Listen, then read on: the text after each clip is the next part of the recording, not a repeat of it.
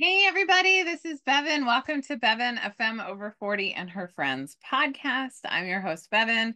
My co-host, Biscuit Reynolds, is reporting live from the metaphysical realm. He's probably where you are right now, snuggling you or bossing you around.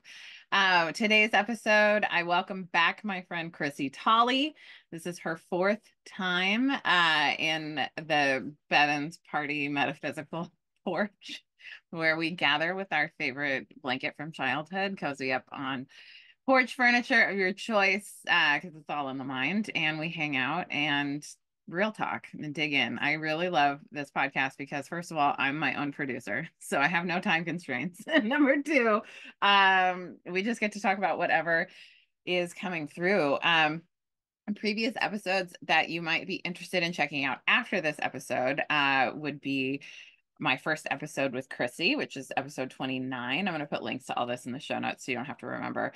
But look at me. Between the episode and now, I've referenced episodes in this episode with Chrissy, so I want you to know about them. I would say prioritize this episode first, because whatever we're saying now is probably what you need to hear because you tuned in. And then episode 29, just to get Chrissy's background, because her story of becoming a professional psychic is pretty incredible. And then I would say then our episode number 137, which is about avoiding demonic possession. It's a big one. Manage your spiritual hygiene. You deserve it. And then also we talk about her original Patreon idea supporting her original content, reality TV psychic. We talk about that in this episode and how, like, sometimes you just start something and you realize this isn't the right container for this way, and it evolves. And so we talk about that in this episode, but the background is in episode 137. And then also we did episode 53 together, which was right after the start of what I would say, like, more accurately, we're still in an active pandemic, but the quarantine part of the COVID-19 pandemic, which is obviously not happening now. And then we also reference my episode. It's a solo episode, episode 139, about how to create via Patreon, and like the advice that I would give you as of when I recorded that episode, which I believe is 2022. So I have probably more developed advice I would give you if we did a one-on-one session. Of course, it would be tailored to you about what you could do with Patreon, but that'll give you a good running jump about kind of my philosophies around using Patreon as a way to create a safe space for you to develop as an artist, because I can count the art I'm creating today based on the support I was receiving 5 years ago when I started my Patreon page, which is the best way to support this podcast. Patreon.com, patreon.com/FKDP. It's a safe and secure site. You can go in, there's a little tip jar. If you just go to the shop, you can just throw me some cash if you want to help me make more art and don't want to commit to a membership. You can cancel anytime, and my Patreon members get access to so much more of me, including my aerobics classes. FKDP stands for Fat Kid Dance Party, which is my aerobics class for anyone who feels left behind by mainstream fitness. If you've ever been called too much, too fat, or felt too awkward to dance, mine is the supportive class for you. I love teaching this class. It really is my life's work. As much as talking is also my life's work expressed here on the podcast, and writing is also my life's work expressed primarily through my blog, queerfatfemme.com, which I have been publishing for since 2008, however long that's been. And I am so grateful to continue to create free resources because of the support of the members of my Patreon page.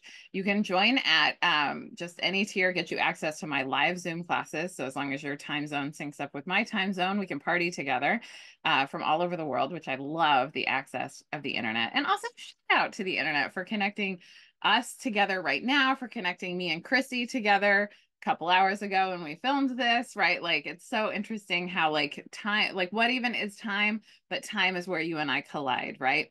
But then also, my on-demand tier allows you to have access to, like, so many aerobics classes that I have recorded over the last 5 years. And I continue to update it regularly. You get access to my in-person classes via the videos I record of the in-person classes. I've been teaching in Seattle live in person. I am hoping to do some kind of touring this year. I'm kind of calling it Bevan's Big Hug Tour. My hope is actually to get to Tucson, where Chrissy lives, at some point in April, if possible, because I'm I am committed to getting to Vegas somehow, and I still don't know how for a conference I want to go to. So anyway, it's all happening. I just don't know how. Leap and the net will appear. The universe keeps giving me these cards that say yes, leap. And I'm like, okay. And if you're not watching the video version of this podcast, I'm just making big wide eye. I don't know, but I'm going to do it anyway. It's a jolly free fall. That's what spiritual alignment feels like. Anyway, I hope that you enjoy this episode. I hope it connects to you. Please connect with me, fatkiddanceparty@gmail.com, if you have questions you want me to answer in a solo episode, or if you just have accolades for me, because frankly, I'm not money motivated. I wish I was, but I am definitely motivated to add value. And if I've added value to you, please use your words and tell me that I've added value to you, because that is really what keeps me going, is like, can I help one person with this effort? That's what gets me to do the effort. So I hope you enjoy this episode. Thanks for tuning in, and I love you. Welcome back to the podcast, Chrissy Tolly. So much, Bevan. I love to be here. Yay. It's so funny. Right before the podcast, we were talking about what we were going to talk about.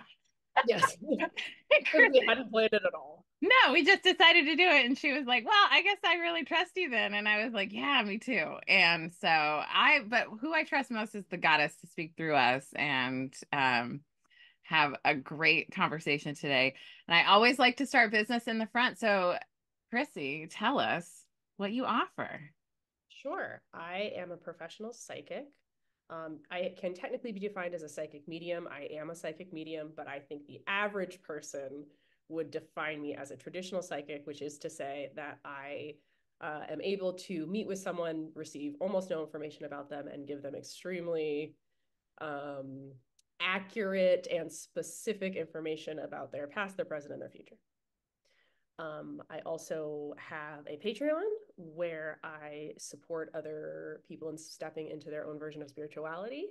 And I just in the past couple of months launched a Substack, which is an advice column called Ask Your Psychic. Okay. So if you're looking to step into the Chrissy Tolly universe, Sure. my suggestion is to start with a one-on-one session. If you are a friend of mine, roll up on me and I will DM you a code to get a % off your reading with Chrissy, because she offers this to Patreon subscribers. It's not just because I'm special and I'm Bevan, it's because I pay money every month because I value Chrissy's Patreon community and Discord. So, but the one-on-one session is going to change your life because Chrissy can see shit you can't, in gentle and kind ways.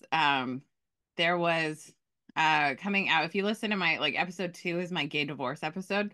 I recognized abuse in my relationship because Chrissy helped me post game and understand the dynamics at play that I did not understand while I was in them, because my ego was just too scared to see it. And so that was a big part of my healing. And Chrissy is just such a tender, helpful guide. Because it's not just, some psychics will just, you know, say, oh, spooky shit about your life. But like Chrissy's like spooky shit action plan, you know? So The spooky shit map. mhm, which is really helpful. And if you are like a little too afraid to take the step for a reading one-on-one, then just join Ask Your Psychic for free and read the advice that Chrissy gives. And you'll understand her approach. And I think it will help you um, get the courage to take that one-on-one step. Yeah, and I've certainly said it to you other times, but just because we're being recorded and for, the importance of eulogizing, Bevan, you have been such an integral part of the expansion of my career. Bevan is the reason I have a Patreon. Bevan is the reason that I have a Discord server that goes with the Patreon. Um, and really structured the whole thing. And she's just incredible at building community, online community. So thank you so much. Thank you, Chrissy. It's really like an honor to run alongside you in life. And like, I love what my first Chrissy Tolly reading was like 2018, I think, Mhm. 2018. Yeah. And it's been incredible to watch you develop. Like, you're just like a whole, I mean, you're the same essential person, but you're like a whole different person because you've really worked through layers that were kind of, All layers. It's Yes. true. Yeah. Um, and what I kind of love about your Patreon is I love helping people create in general. And I think Patreon's such an excellent container for people, and it like works differently for every creator. Something I knew was coming through you was like a community wanted to form around you. And community is like multiple people having multiple relationships, right? And so I have made very good friends now and have found other healers through your community and the people who gathered around you and have created the resource of your Discord, which is just extraordinary for anyone who's out there as a spiritual seeker. A lot of us are recovering Catholics, Mhm. recovering from cults, recovering from like other sorts of religious trauma and social trauma too, and of course the patriarchy Mhm. um, that we're all kind of recovering from, and like learning self-trust. And self-trust and imagination are the two things that are, I think, the biggest things to develop when you're developing your psychic senses. And I think everyone has it in them. Yeah, I agree. Um, ugh, I'm obsessed with you. You're a 1990 millennial, right? I am. Yeah. Yeah. So you're part of that, what I believe is like a chosen generation to help build the structures for the next, for the age of Aquarius, because like the old systems are crumbling before our eyes. Precedented times are over, everybody. They're so over. They're so over. I've always been so. Bevan has talked to me about this little micro generation that what is it, 89 to 90? People 89 born. to 91. Yeah, yes, this little micro generation of people born from 1989 to 1991. And Bevan's told me repeatedly, she's like, "You're in this group. You're special. You're important." I mean, and I'm like, well, of course I want to believe that. My ego wants to be special. I want to be important, which I don't think is Everybody is special and important. I would say that, like bad. you listening right now at home, you are absolutely special and important. Whatever is coming through you wants to be birthed. Mhm. And I think there's something unique in the perspective. And I talked about this on an episode with Jana of Feeling Loudly about Taylor Swift, because we just went through her birth chart, because her outer planets are that 1989 microgeneration. It's the confluence of a lot of things just structuring your life, right? Like, so it's this outer planet Capricorn stack. So Saturn, I forget the other two. I think it's Uranus and Neptune. But it's like this drive to see this like structure come to fruition, right? And like an ultimate like critique of bad structures, because a Capricorn can just see through bad leadership. Um, and then there's also the Jupiter in Cancer and Chiron in Cancer, which is like healing the mother wound, and also Jupiter's a teacher. So it's like teaching from this healing. And like when you can teach from your healing, like I think that's one of the best things I do when I'm going through a time of pain or struggle is something that gets me through that is like, okay, there's a purpose to this pain because I'm going to teach from it. And so I mean, I'm a Jupiter in Leo, so it's different for me, but like that's kind of like where my teaching is front and center. And it's in the 11th house, so it's about community and connection. And it's conjunct my Lilith, which means there's like a divine femininity that's part of what I teach, and a little bit of a chaotic femininity at that. But like the Capricorn saga, back to the millennial Oh. generation. The other important thing about this micro generation is the Aquarius North Node, which is like your soul's purpose is to do shit your own way in Mhm. community, right? Like Aquarius is like an independent thinker, one of one, but like does it in network and connection with other people. And that's the only way we're going to get out of this like chaotic mess of late stage capitalism. Yeah, that's my chart. You just described it right there. And I do have a very strong urge to build. Really, really strong urge to build. And I think I've always had it. Um, so yeah, you've helped me build something and I'm so grateful. Yeah. And like, here's the thing in like, the year of our internet 2024, like we have a democratization of information sharing and places to do that from. And so just learning how you out there can leverage what's available. I have a podcast episode if you want to hear like my brain as of like probably it was summer 2022 where I talked about Patreon and like how to build your own Patreon. It's right there, like you can schedule a one-on-one with me, but like So everything useful. So everything useful. I gotta say is right there. So but I'm also really good at like fleshing out what wants to come through you and like helping you kind of make a strategy. And I'm only getting better every day. So who knows? Bevan superpower. If whether you listen to that podcast episode or whether you hire Bevan, do it because it's transformed my life. It really has. It Yeah. really, And I'm proud of you too, because like you recently made the aha moment of like, okay, so the Patreon is for established clients, people who have already seen me, which I think is brilliant because like my Patreon is for anybody who wants to just pop by and have more access to me and like come to aerobics, right? Which like I think is a good for me it's a great container because these are like the people who I'm really here for is like the people who fuck with me heavily, right? And like want to support me making more art. There's a direct line between the support I've been receiving for the last 5 years on my Patreon to the art I'm able to create today and in the future, right? And for you, it's like it actually makes more sense that it's a place for people who are healing um, with you and spiritual seekers who like have you in common. And then here's this community, right? Instead of it's just like, oh, I'm just here to try out someone's random Discord. It's not like that. yeah, it took me a long time. So Bevan and I both, Bevan was supporting me in launching this Patreon in July of 2022. And it took me a really long time, so like nearly 2 years, right?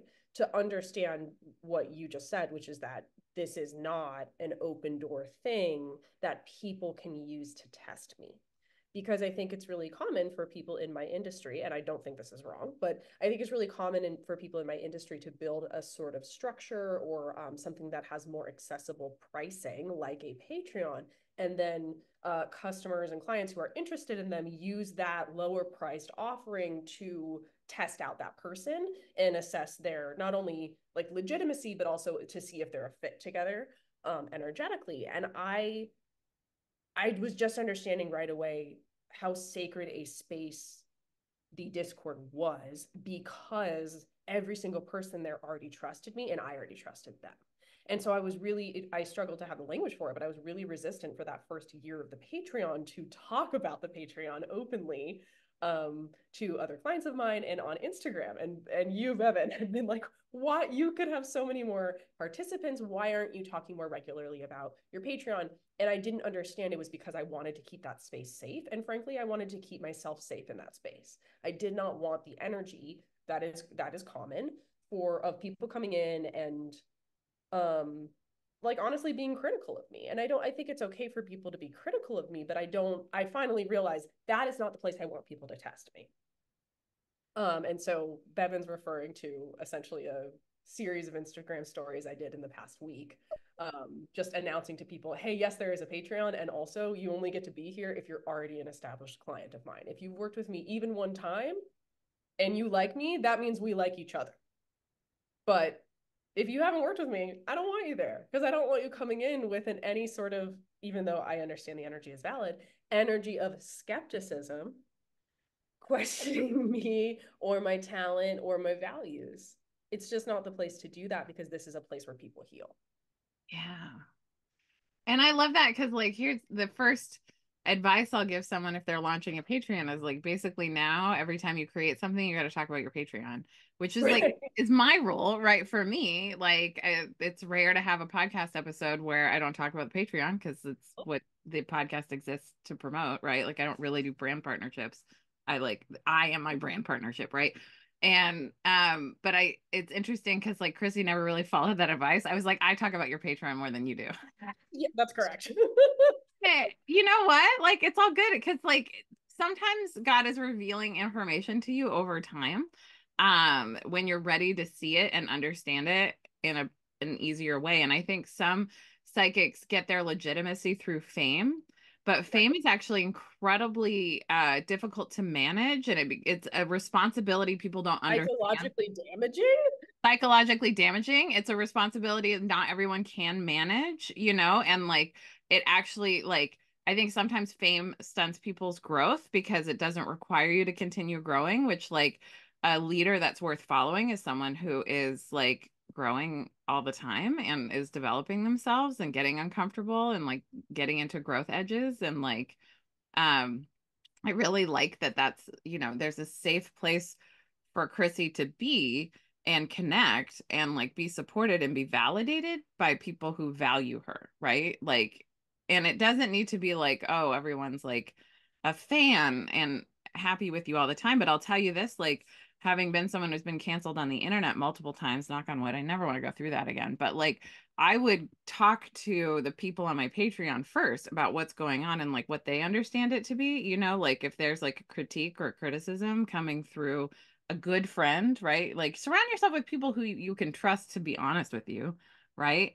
And I think fame like tends to insulate people from Yeah. honesty, right? And so because you're like, oh, of course there's going to be haters because, having anger towards everyone reaching success, right? Like, but like there is some valid stuff about like, whatever, right? Whatever you need to know about. But anyway.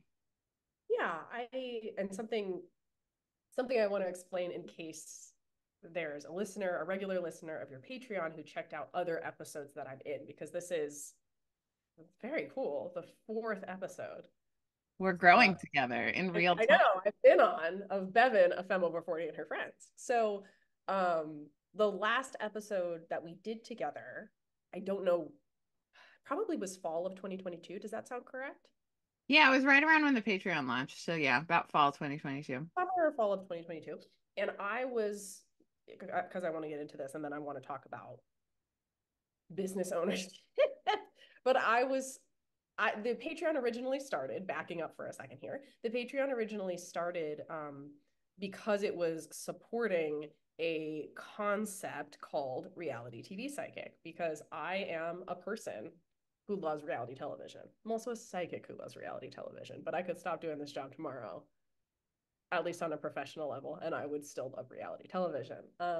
And so something I started back in October of 2021 was filming The Bachelor, one of my favorite series, on my phone via my Instagram stories, and then adding captions that were describing energetic reads I got of the contestants. So I started that in October of 2021. It kind of exploded a little. Exploded is maybe too much, but like people who know me and know my work were very interested in it.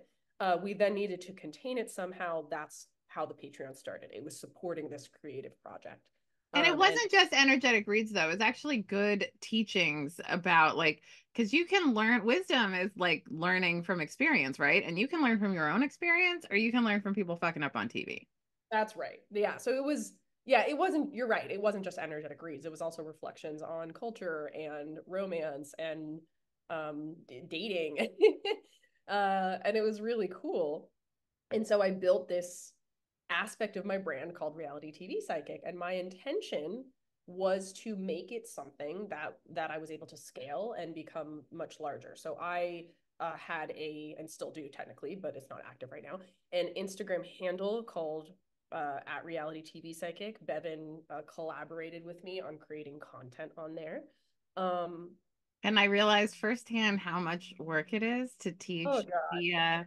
a television show. It's like you could teach a class, right? Like for an hour, but you're going to spend like probably 3 or 4 hours maybe prepping for that class, right? Depending on who you are and what your process is.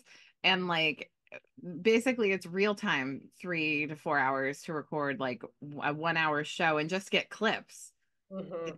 to teach from, which is super, super a lot of work. So Yeah.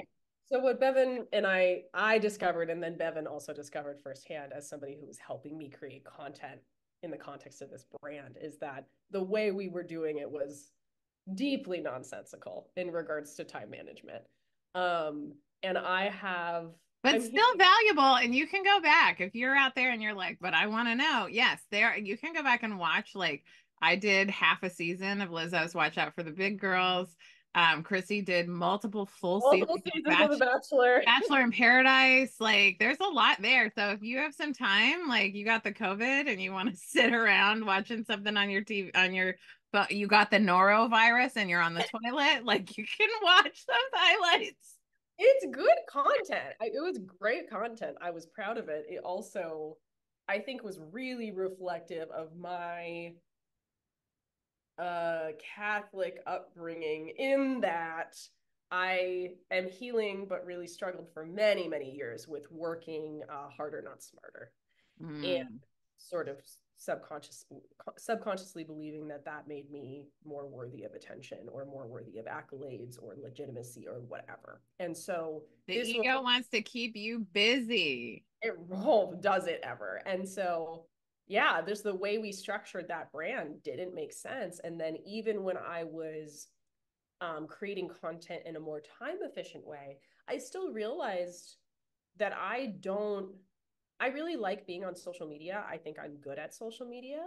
And I also don't want a whole aspect of my life to be creating pop culture content constantly, for years, because people who have brands of that nature that are, especially if they're, talking about TV shows or, wanting to be a sort of figurehead in that way, that's what they do for years often until they reach any sort of, you know, level of level of following, I guess. And I was just like, I don't care about this enough to Mhm. keep up with this the way that I thought. I don't have the team. I don't have the interest. I think that my time is better used elsewhere. And so ultimately, Bevan and I both, because we were collaborating on it at the time, decided to stop it. And what was interesting is that in the meantime, we had built a Patreon. And the community came together, and then it became something we didn't necessarily foresee, but like perhaps I wouldn't have even dared to hope how good it could be. It's so good. It's And phenomenal. it's phenomenal. It's people, it's like spiritual seekers of all different expertise and levels, and like just beginning to like people who are like, when Jess Morgan Grace shows up to Coffee and Cards, I'm like, it's on. Like she's so good, but like, also we just have the coolest things going on. So there's Coffee and Cards, which is the Saturday morning hangout, Mm-hmm. where we get together with the beverage of our choice Mm-hmm. and the card decks of our choice, and we give each other readings, and it's just that simple. Like you might just like read from the book of the card that you picked, and that's just practice with divination. And then when you have someone who's like far more on the experiential end, they'll like pull, like Jess will pull out three cards and then read you Yeah, to film, just you give know an actual reading, which would normally be yeah, funny. yeah, exactly. Normally you would give money for that reading, and you just get it because of its community, right? Which is beautiful. And sometimes it's like just a couple of us, and I've just had developed friendships because like community means you keep showing up, and I really firmly believe you can make friends online from all over the world thanks to the our blessed internet, So and then we have weekly Wednesdays, which is just a weekly check-in where we check in about what's going on in our lives, and then whoever's hosting the meeting talk like fills in the rest of the time, like maybe with a journal prompt or card like divination of some kind or just a salon style chat. Yeah, so salon style. It does feel very funny to me, even now, like 2 years into it, that I don't know if this, I don't think this is arrogance. I think this is just the truth. I love that I never found a spiritual community I trusted, and so I just had to make one. This is the reason for most of Bevan's parties. I didn't Right. find the party I wanted, so I had to make my own. Right. I was like, yeah, I don't trust these people. And that doesn't mean they aren't good people, and that doesn't mean that, as individuals I would dislike them or distrust them, but most spiritual community is not safe in America, and particularly in white culture. And so I just had to build my own. Which is good. And also, I want to point out too, from the reality TV psychic thing, it's good to start something and then realize like this is not sustainable. This is not actually what I wanted to create. And it's okay to end it, Like there is like a consistency is the victory to starting something and continuing. Like I'm proud to say I have taught Fat Kid Dance Party Aerobics every week for the last 7 years and multiple times a week. Uh, most of those weeks and like 700 more than 750 classes. I can say with confidence I am very good at this thing because I started it and I kept it going and I'm very proud of it. And like I think like what you're consistent at is rewarded over time, but a lot of us have this very short-term mindset of like I've invested this thing and I'm not seeing the result I want. Sometimes the result is like it's not this, it's something else. It's not this, it's something better, right? Like I think the Patreon was kind of more inspired because you had content you wanted to create and get support doing that. And then you realized, oh, it's not this content, it's actually this community that came together and Yeah.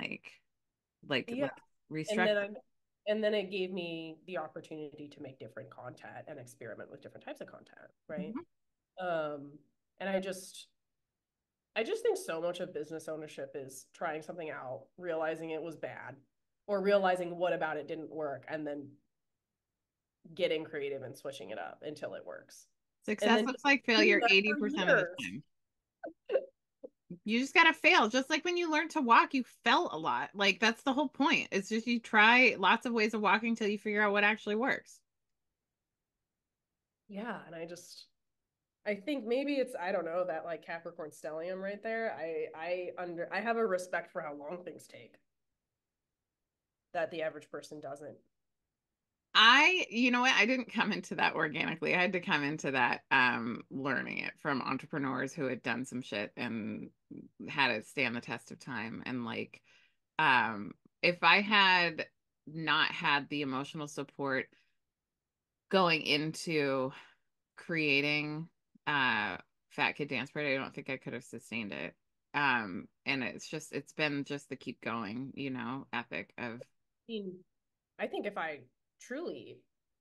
I wasn't in the romantic relationship I'm in, I don't know that I would have been able to sustain it.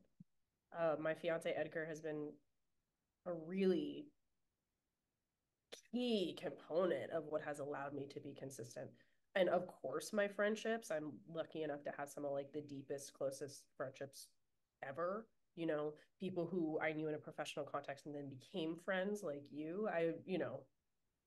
This isn't a one person, this is not a one woman show. This is, even though it seems that way, it is not. It's not. oh, I love it. Three cheers for Edgar. We love Here's for Edgar. So kind. you. I And three cheers for Milo, the cat, who also supports you. Like, I don't think, I mean, I couldn't have started my aerobics class probably without my then fiance Yeah. supporting me, like supporting my rent so I could throw my whole self into a new thing. And also just the cheerleading, alone was really helpful. And then like Biscuit Reynolds, may he live long in our hearts, like supporting my emotions and spirit after that Yeah. relationship ended. And plus, like, I have a giant support network and I'm really grateful for it. And I think in many ways, I'm like in this capacity building phase of life because like I'm learning how to really trust my support system. Because like I think a lot of things that has held me back, and I think this is probably true for you too, is like I'm scared to take on the responsibility if this thing blows up. And whether it blows up in like everyone's noticing it way or blows up in an I'm failing way, like, or maybe a little bit of both at the same time, like, and I think just recognizing I'm enough for everything I need to walk into, and I just need to keep taking steps. Mhm. Um, Tell me about your Duolingo victory. Oh God. Okay. This is something that's happened that Bevan has been so sweet and cute about, and I keep trying to downplay it because it seems like not a big deal, but Bevan is reminding me that it is a big deal for me. So, I am marrying into a Latinx family. My fiance is Mexican American. And my Spanish, I do not have a natural aptitude for um, second languages or second or third languages that are not the one I grew up with. I do not have a natural aptitude. It's like me and skiing. Like I have to relearn how to ski every time I go skiing. That's how Spanish is. Unfortunately, even though I've been theoretically studying Spanish since I was 5. Um, so finally, a couple years ago, essentially, I said enough is enough, and I started doing Duolingo every day. And I ended up losing a streak when I was about 150 days in, but then I restarted it, and I'm around 890 days right now. Let's go double check. And 887 days. Um, and it's actually a huge deal that I have this long of a Duolingo streak. That's great. And because I'm a bananas person, I've genuinely thought to myself, what if I end up getting cast, there's no reason this would happen, by the way. What if I end up getting cast on a reality series and then I'm not able to have my phone because I'm stuck on an island? Would I be able to go to the island if I wasn't able to continue my Duolingo streak? And I've thought about it really seriously. Good thing that's not gonna happen. Why don't you write it? I mean, here's the thing. If something happened where there was a reality show that wanted you, you could make it part of your thing and be like, I can't do it unless I can maintain my Duolingo streak. So you're either going to trust me with my phone so that I can maintain my Duolingo streak, or this isn't going to work. I think at some point, at this point, any reality show that would try to cut you off from your phone would be soliciting you so specifically, Chrissy Tolly, that you can say this is the thing that's a non-negotiable. That is a really great point, and I'll have my agent write it into my contract. But yeah, no, I've actually thought that possibility through. So I'm at 887 days, and Proud. I'm really I actually just had, in regards to consistency and routines, I had a breakthrough in therapy yesterday that I'd love to talk about because it feels very relevant. I've always really struggled with consistency and routines. I am one of the many late diagnosed ADHD people. And so, they've done many studies on this. It is naturally more challenging for people with this particular type of neurodivergence to build habits, right? And you are a great person and have made lots of types of content about what it is to be consistent and build habits with a neurodivergent brain.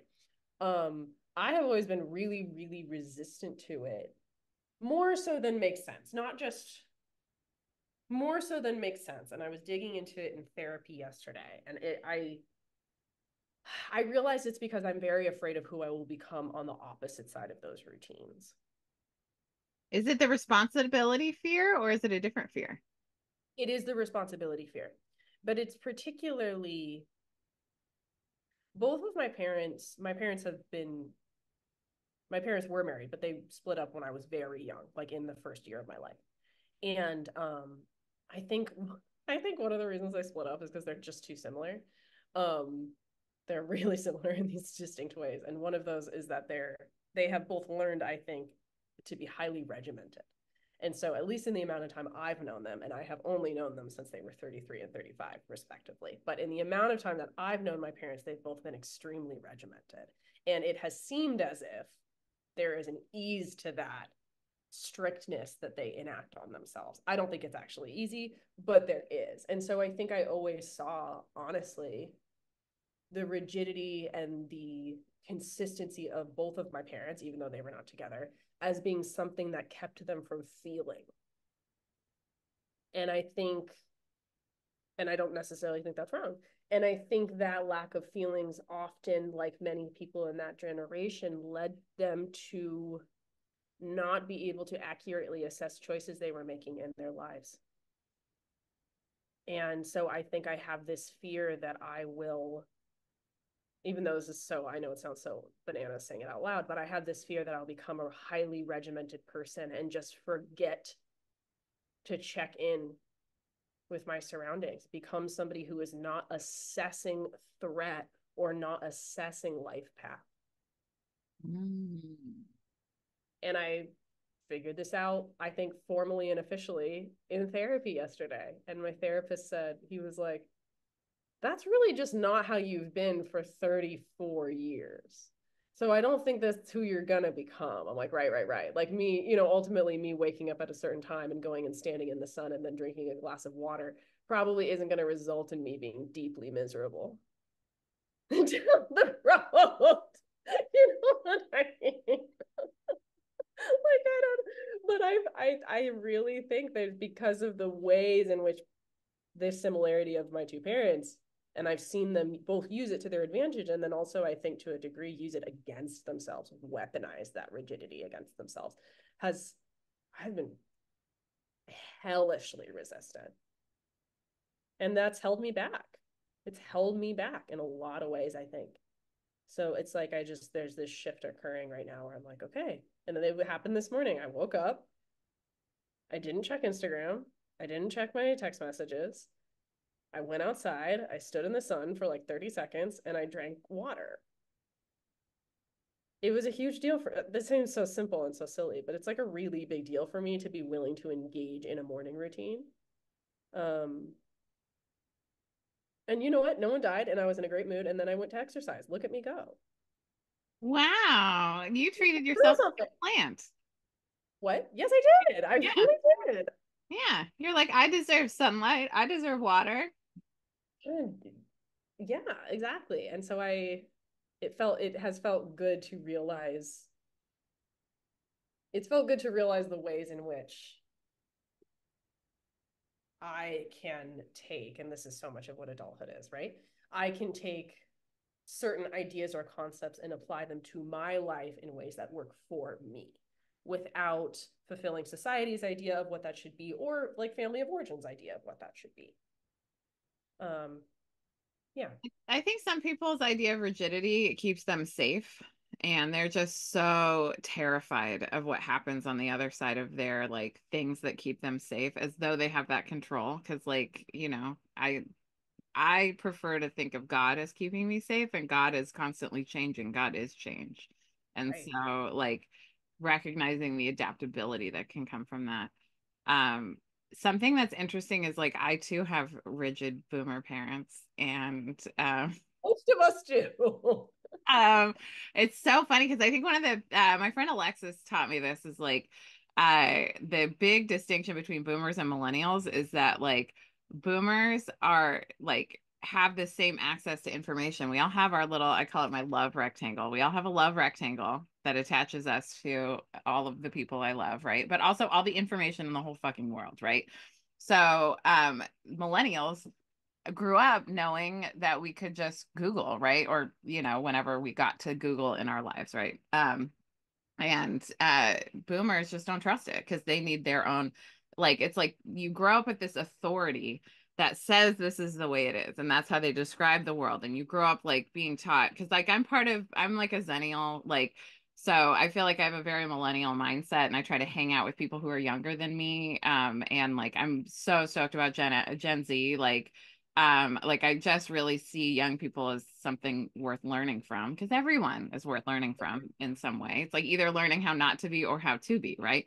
And like seeing millennials like just utilize this is like a second brain, like you don't have to know everything because it's here, it's possible to really figure some stuff out. But like I was raised in a very like, I was raised into the internet like when I was a teenager, but like my early years, my mom was the authority figure and she knew everything. And my mom can say things with such confidence that you think she's saying the right thing, even if she might be wrong. And like it's really interesting, like watching boomers struggle because they're not willing to be wrong. It's like all this ego that's keeping them safe. Like, oh, well, I know the answer. I have to know the answer. It's in my brain. Instead of remembering like there's an elasticity of like having a expansion of what you know. Right. Um, and part of my learning and like it's unlearning the parent stuff is like unlearning the parts of my personality that were masks where I was just copying my mom. Because like I'm her opposite personality. I'm phlegmatic. There's a book called Wired That Way that just changed the way I saw people. And there's like four main personality types. And Mhm. phlegmatic is just very chill and like very absorbing. And phlegmatic people are really easy to get along with because we can adapt to other people around us. And my sub You told me that I was phlegmatic, and I was shocked.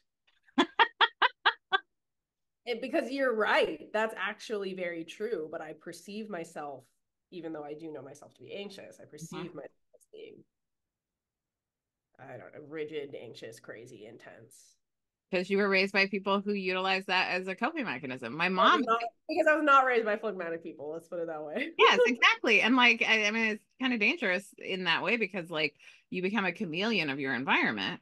And like part of healing is unlearning all those adaptive coping mechanisms, right? And so like my mom is choleric, which is very controlling naturally. Like she feels like she really just loves to be in charge, and like she's really good at being in charge. And like I'm Um, also good at being in charge, but that doesn't mean I need to be in charge. Like it's actually not my personality is to chill. And once I realized that and I realized how much rest my body actually needs to feel good and how much rest my brain needs to optimize, like because the things that matter to me, this is life is about priorities, right? And so the things that matter to me get my best and the things that don't matter as much they might not even get me at all, like, and if they get me, they're gonna get like a B plus, like I'm here to perform at an A for these three things, and then the rest of it is just like here I am, like, and I'll show up if I can, and like otherwise I might need to be laying down, and I might show up laying down if I show up, which is why I love online community because I can be on my recliner with my feet up because I need that. My body needs rest. So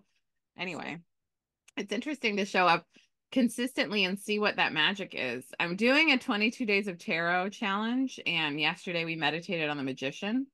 And the message I got was about like how they're like, first of all, we have everything we need at hand.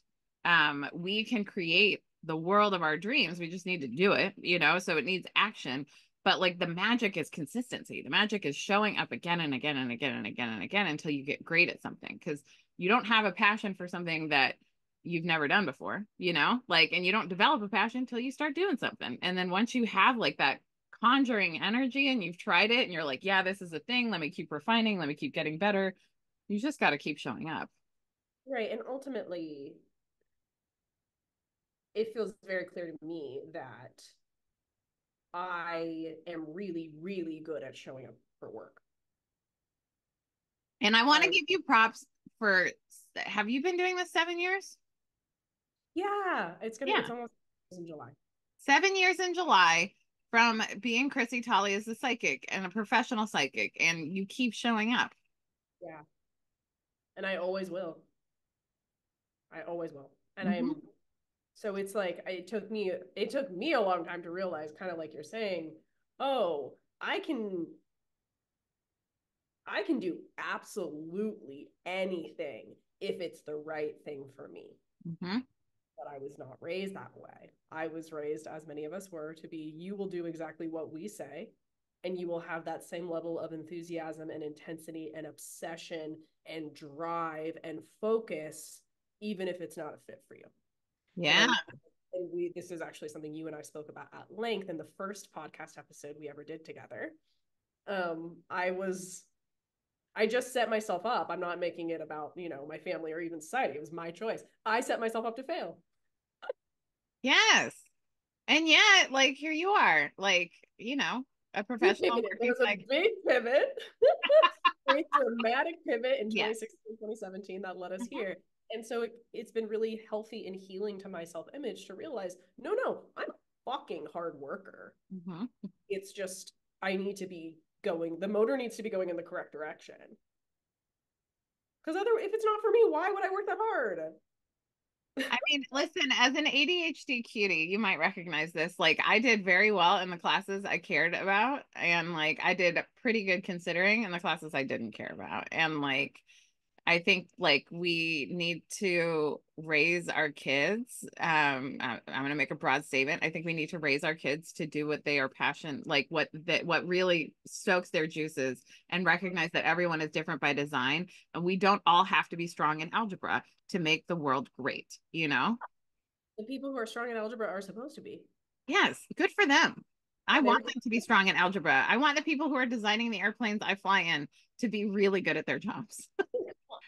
Like I want my surgeon to be very, very good at being a surgeon. You know what I mean? But like for me, what's very important to me is being great as a spouse, a mom, a friend, a community member, and then an aerobics instructor and like a leader, and those are like my main gigs, right? It's like being Bevan and loving my people and, being great at aerobics.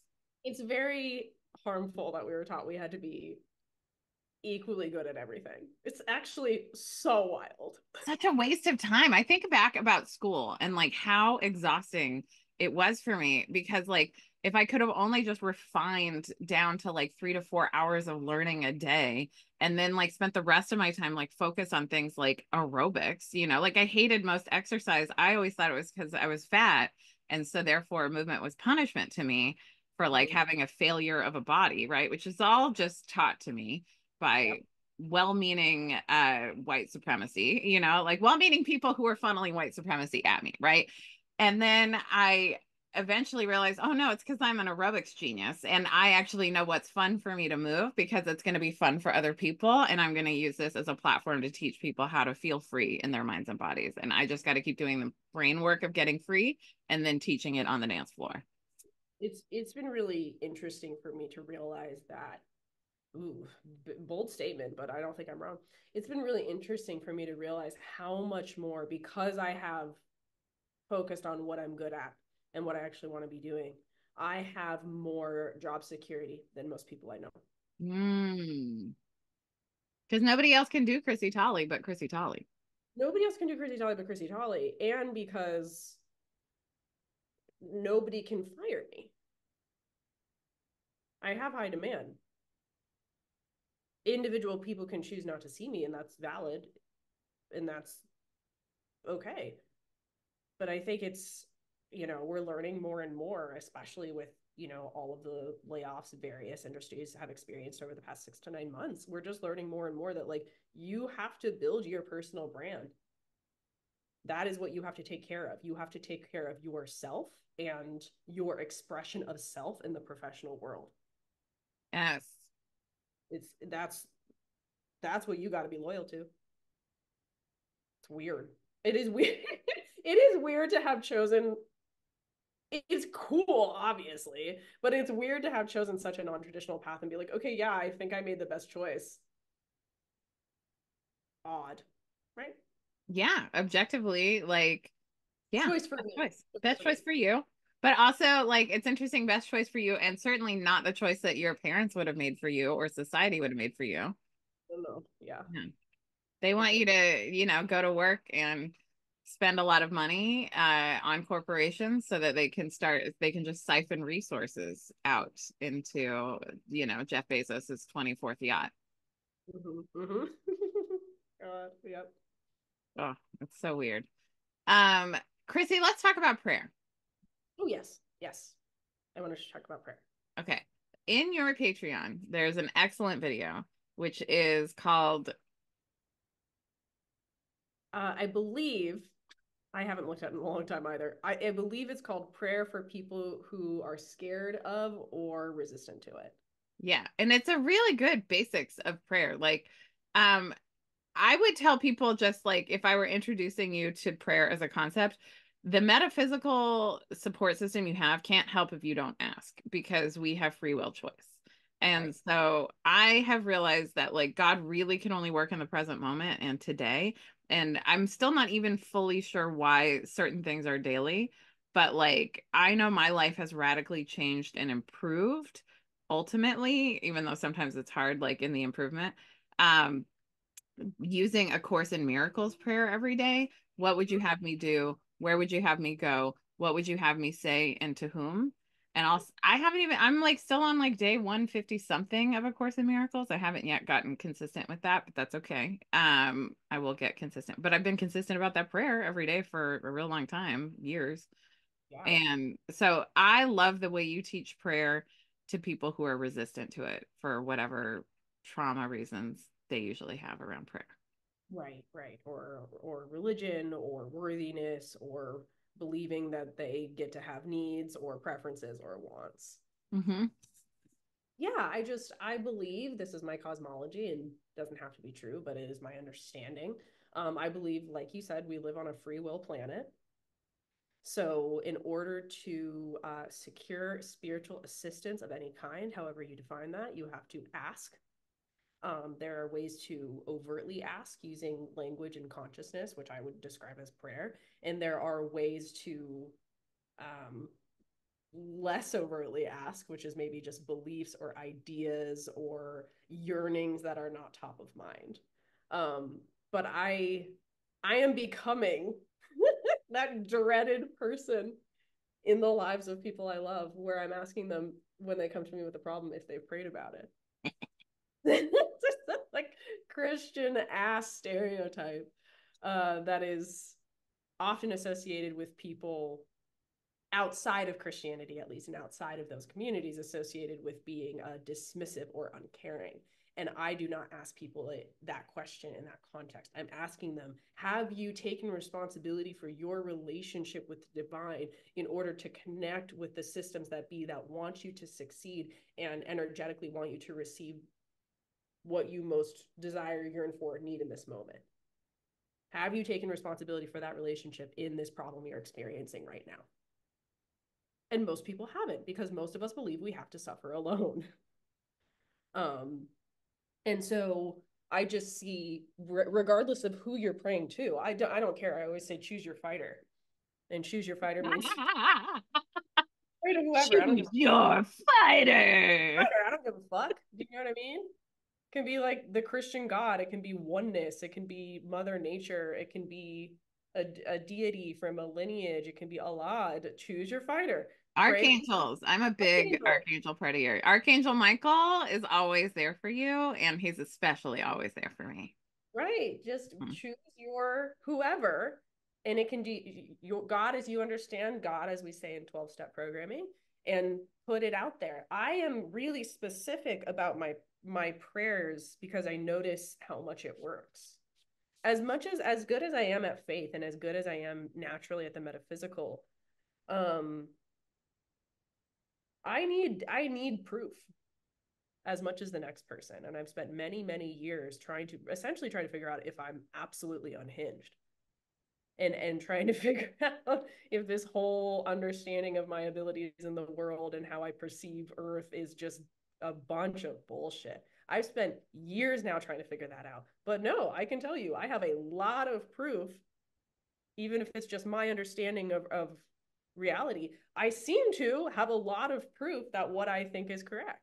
And one of the things that I do is I pray for help with all, when I remember to, and when I am caring for myself in this way, I pray for help with tons of problems, right? And they can be really small. It can say, my car is making this weird noise. I need to thank you, Spirit, for helping me figure out what the problem is. And thank you then for helping me find the solution and have financial ease around whatever that solution is, right? Is your car okay right now? It is. It does need to be maintenance. But it is. I had a car before. Love you, Ford Taurus. I had a car before that was constantly struggling, and I had to pray about quite a lot. I've now up leveled to a Subaru Forester, which has been such a gift, and I'm so grateful for the money through my business to be able to afford that. Amen. Thank you. So I pray for everything. I pray constantly about problems, and I'm mostly focusing on problems. I'm also thanking Spirit for things, but I think the thing I want to emphasize right now is less gratitude, which people have spoken about just ad nauseum, because it is so important, and more about how frequently we decide that our logistical problems are only ours and make the assumption that there is not support on the other side for what we would consider small inconsequential things that we assume Spirit doesn't care about. I like to think of it as making your 411 calls like the little problems so that you feel confident in the 911 call. Cause like beautifully said. I mean, it's not original to me. A lot of what I say is I'm just like I do a lot of positive input into my life so I can say these sharp sounding things, but like it's so important to learn to trust in the little ways because relationships are a habit. Because habits are behaviors you repeat, relationships are connections you continue to show up for, and your relationship with your metaphysical guides and helpers is there to help you. You know, they want to help, and they want to help in these little ways so that they can come through in the big ways. And like, I even just like over the winter, there was a night where like my outflow pipe on my house froze. So I couldn't like use water. Otherwise, it was going to back up into my house and flood me. So I prayed. I was like, archangels, just please help with my outflow pipe. And I woke up in the morning, it was 33 degrees and my outflow was working. And I was like, look at that, you know, and like just tiny miracles. Me and you're going to get the big miracles later, you know, and like, you posted this on Instagram.com today, and I want to talk about it a little bit. Like, it's like things are not necessarily gonna be okay, you know? Like, I think a lot of the grieving work is just recognizing that the things that aren't okay just are. And like, it's really just continuing to expand your capacity for joy anyway. And like, continuing to expand your capacity for, okay, I prayed for this thing and it didn't turn out how I wanted it to turn out, but that's okay too. I've had a lot of grumpiness around manifesting because they're big, big goals and dreams I have in my heart that have not come to pass. But you know what? I have the best mental, spiritual, and emotional health of my life right now. So, like, and physical health, like, so, that's something worth celebrating. And I think in many ways, it's kind of creating a foundation for me to have a better outcome of the things I want to have when and if they do come to pass. Yeah, right. And I think I to your point about the 411 prayers or asks versus the 911 prayers or asks, I think one of the reasons, at least in my mind, and I know this is so biased for me to be saying because I was raised Catholic, I was cradle Catholic, 13 years Catholic school. I've never known a reality, or at least in this incarnation, an understanding of Earth in which there is not a divine being that is paying attention, right? And many people don't know that, right? And that's why they're resistant to prayer. Or many people, I would say, actually have quite a lot of religious trauma, but many people have religious trauma to a degree where the idea of engaging with this at all feels just insurmountably scary, or even triggers PTSD, OCD type symptoms, whatever, right? And that's very real. So I don't mean to dismiss that. The reason I like the idea of asking for help with tiny, specific logistical concerns is because they will build up proof over time, right? And more trust that something is listening and wants to be useful, right? Because I spend, to your point about these bigger dreams, I spend a lot of, you and I are actually different in this way. I don't think one option is better than the other, but I notice we do approach it differently. You tend to have really big prayers and dreams, and I tend to chunk things down more. Mm. And I think some of it is low self-esteem issues on my part, right? Some of it is me kind of pivoting myself in the direction of these larger dreams and being safer, feeling safer to ask, right? Mm. So I look up to you in that way. And in other ways, it's like, I know I really want to write a book, and I've spent years being resistant around this, right? And so instead of, I need to write a book, why am I not writing a book? Help me write a book, give me opportunity to write a book, right? It's about these, like, and you do this so well, as also these tiny steps to get to the point where that is possible, right?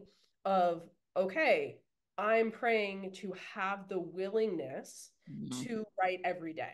I'm praying to have the willingness, open-heartedness, bravery to make writing something that's a part of my brand at all. I'm over here saying I want to write a book, but for years, writing was not central to my world in any way. No one even knew that I'm a writer. I've hidden it on purpose out of shame, right?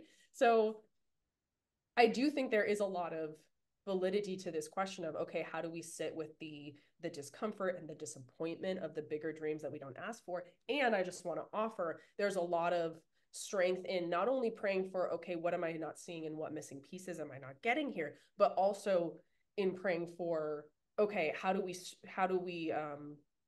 take this dream down to this really micro level so that I am receiving help every single step of the way. Wow, I think that gave me a big breakthrough because I think in many ways, like, we're attracted to our friends as soulmates because they have stuff to teach us and help us. And I think I do like think big in the big thinking because that's easy for me to think in the big. But like the little micro, you're the same exact issue with writing. Like I love writing, or I hate writing. I think the process of writing is agonizing, actually. Yeah, it is. It's terrible. No one likes Yeah. it. It's so terrible, but you have to show up to it in order for it to work, right? And so like creating a consistency, like again, I'm just turning on my burners slowly but surely, and like creating a consistency around a daily writing practice is huge for me. And like I'm actually stoked to hear what books you want to write because like I'll say I have lots of books in me, and yet like I've really held off on writing books because I know you kind of need an audience to Absolutely. make it worthwhile. But like even one person as an audience is worthwhile. And that's why I got consistent with my podcast again, because I was very consistent for a long time doing it weekly. Oh And yeah. then last year I did an intense spiritual journey with Leah Garza in the Mhm. Akashic mentorship, and like really just kind of like peeling off more layers of me that weren't really there. And I think I needed to let myself be tender and not have to like have it figured out enough to talk on a podcast, and That's it. still did some episodes last year, but definitely not 52. And this year I'm back to consistency because I saw that I am like the number one podcast for like 12 people, which I was like, little me, And like someone once told me, or just recently told me, that they listened to some of my podcast episodes 5 times or more. And I'm like, me, like, so recognizing that value and like how it is worthwhile to show up to whatever practice it is, whether it's writing or not, right? Like, and so prayer is a practice that you show up to, right? Like to just get the help with. And willingness is one of the best prayers, I think, because a lot of times that's really the biggest thing in the way is our willingness, because like we're just afraid of the results. Right. And prayer for the willingness to do something is very 12 steppy. Oh, let's celebrate you doing your Al-Anon step work. Thank you. I don't know that I've ever been more proud of myself for anything. Honestly. It's hard. I mean, like, really It's looking so at your hard. shit is hard. And like, you have to have so much. I mean, that's the best part about having a sponsor and a good home group is Mhm. like you have a safe place to look at the hard. Yeah. Right, right. So I to speak about my 12-step journey for a little bit. I spent God, age 19 to about a year ago, coming in and out of 12-step rooms in various kinds. I do not struggle with chemical dependency, so I do not struggle with drug or alcohol usage, but I struggle with codependency at truly a debilitating level. And I would say I've definitely had some real flavors of sex and love addiction, um, a lot of so yeah, I've tried a lot of different 12-step programming. Workaholism, a huge one for me. So I tried Al-Anon. I left it originally after I broke up with an alcoholic ex-boyfriend because, I did the thing that's very common in that fellowship, which is to say, the person who this is about in my life isn't here. Fuck this. I don't want to do this work. This isn't about me. Ha ha ha. Um, I did SLAA for a second. So that's Sex, Love, Addicts Anonymous for a second. Should have stayed in, was not ready. CODA, I did adult children of alcoholics and dysfunctional families pretty consistently over the course of about a year, but I never found um I did have a home group. I didn't find a sponsor. I did Workaholics Anonymous over the pandemic. So I just kept not finding a sponsor. And I'll tell you why I didn't find a sponsor, Bevan. I mean, I think a lot of it is I just wasn't ready. Um, but more of it was that I have a tendency to come into spaces where people need help and make myself helpful so as to get out of doing my own work. Wow, Oh, that's so crazy. And so I would just sign up for a bunch of service positions, and people, because this has always happened to me, people would just sort of be gravitated toward my energy and use me as a sponsor-like figure, in spite of the fact that I was not doing the work. I was just showing up and being codependent as and in some ways definitely absorbing the lessons of where what we were learning, right? So it's not that it wasn't positively affecting me, but I was not doing the uh the spiritual transformation work that is the steps under the tutelage of a sponsor. And I was instead just putting myself in an authority position. So the most recent time I did that was 2020 to 2021 in Workaholics Anonymous. And then finally, uh, because of a number of reasons I'm not going to get into, I went back to Al Anon formally and officially in February of 2023. And I found a sponsor, and I've been with the same home group that amount of time. And I celebrated my 1 year Al-Anon anniversary on February 15th. Yeah. And what step are you on now? 6. 6. Yeah. Miracles unfold when you're willing to look at yourself. And Holy God.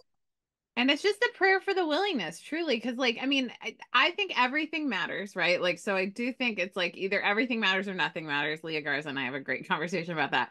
But, like, it's everything matters because like, when you're putting good things in, right, you're diluting the shitty stuff, right? And so, like, even just being around healing people is going to rub off on you, even if you're still too scared to look at yourself. Because that's really what step work is. It's like, it's not the fearless and searching moral inventory, and like digging in. And like, I think, I did my step work maybe 10 years ago, and that work still continues, right? Like, I'm still, working through stuff and discovering new stuff, and probably could go through the steps again.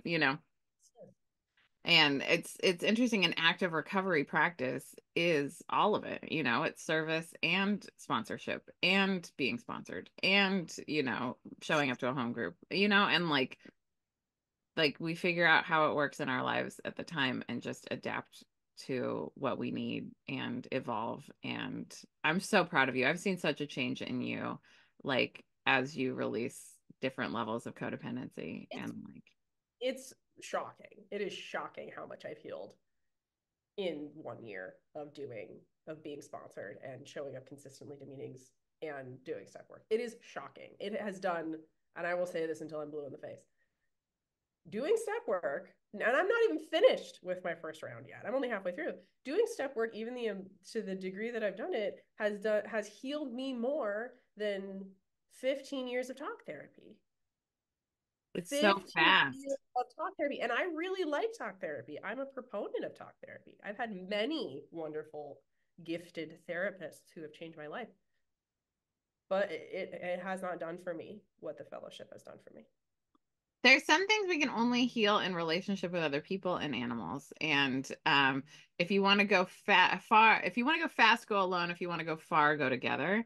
And I think that, like, the company of other people who are looking at themselves and who are questioning, like, relationship dynamics, it's really like the crux of Al-Anon recovery is the addiction to other people, right? And so, like, uh and you qualify for healing in that program if you have a problem with someone else's drugs or alcohol, right? So it's like, it's a very broad thing because I think everyone qualifies, but um it's so good. And I had it when I was doing it, it was almost like group therapy in a way. Like, I healed so much in, like, just even the first 2 years of working the Al-Anon program. Like, it was extraordinary. And then, like, yeah, anyway, I'm Yeah. proud of you.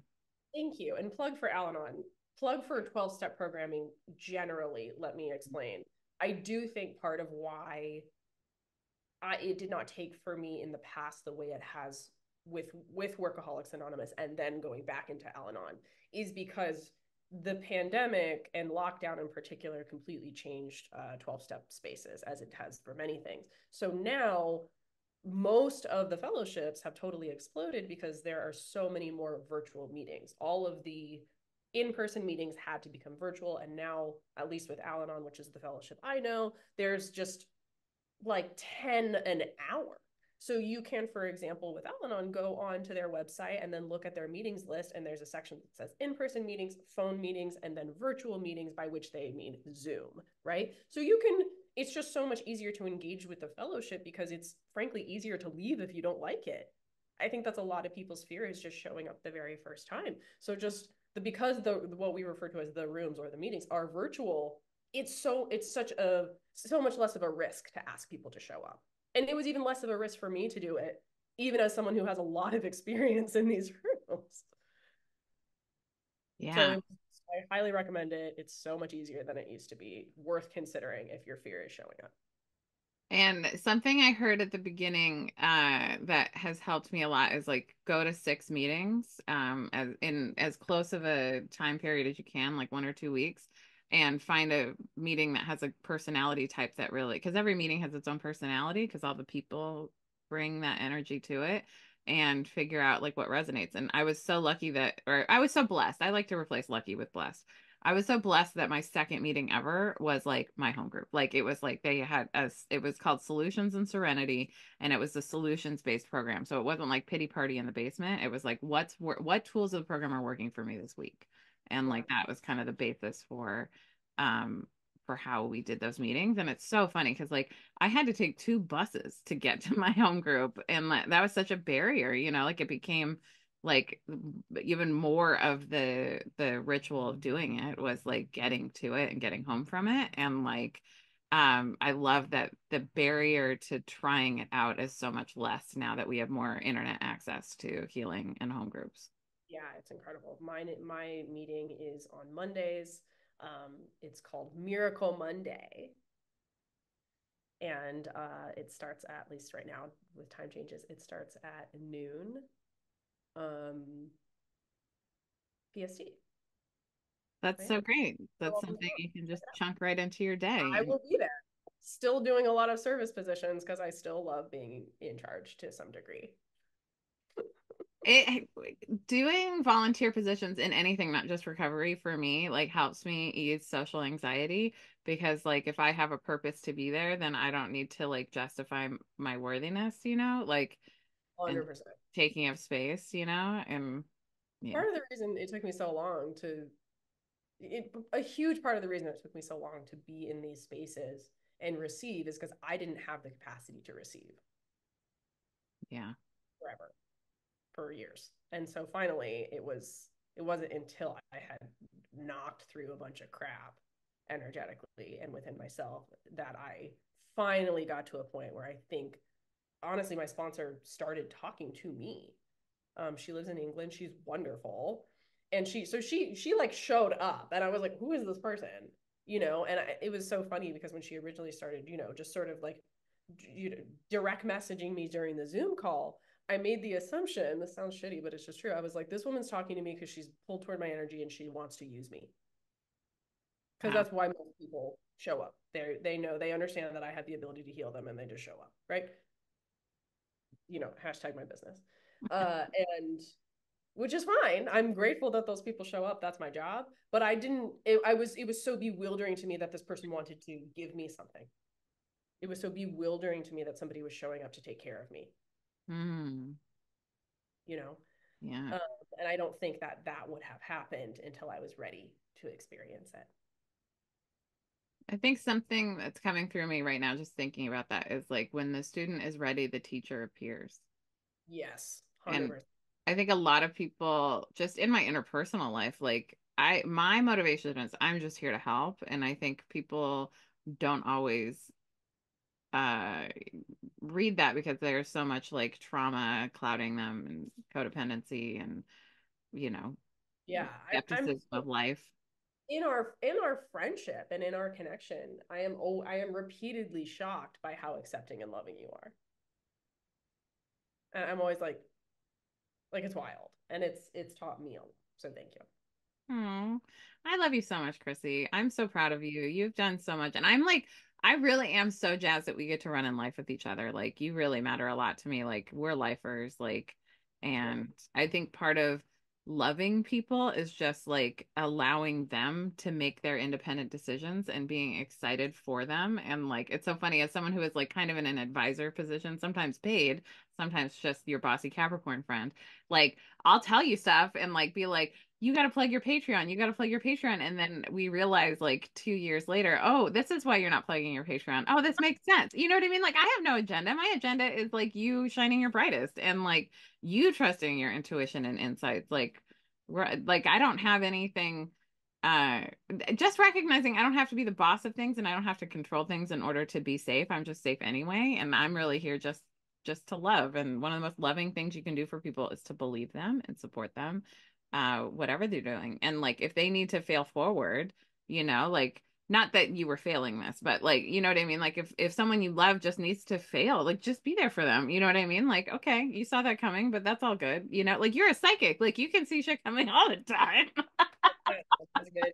Debilitating to my relationships, to be a person who has a sense of what's going to happen and also be highly controlling. and in many ways manipulative and feel responsible. This is what codependency is, feel responsible for other people's feelings, happiness, and fulfillment. And that is what Al-Anon has taught me and gotten my head on straight about. And that's also what friends like you have shown me, have demonstrated to me through your own behavior toward me. Ugh. I love you, Chrissy. I can't wait for our episode number 5 to see where we Yeah. will be at that time. Who That's knows going to be what will be really happening? exciting. What? Ugh. See. Thank you so much for having me, Bevan. Yay. Everybody book Chrissy, chrissytolly.com. And then if you book Chrissy and you vibe with her, I'll see you in her Discord rooms because I love this community. So valuable. And if you're listening and you're from the Chrissy Tolly Discord, shout out to you. I love you. Thank you, Bevan.